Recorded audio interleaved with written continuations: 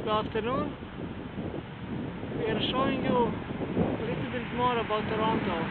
Now we are going to have an opportunity to see it more closely.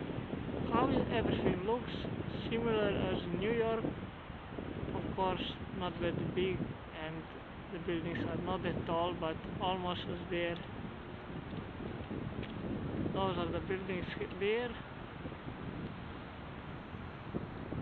And you can see CN Tower. CN Tower is the place everyone goes to visit there. That's what Toronto is known for.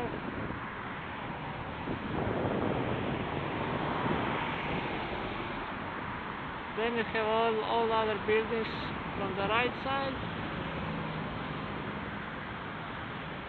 Mostly they have lots of corporations, financial companies, and banks,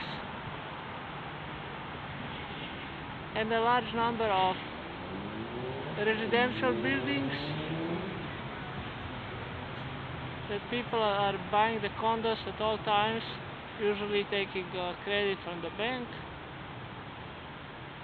or they are doing other things when they buy it with cash, but that is other things what they are doing.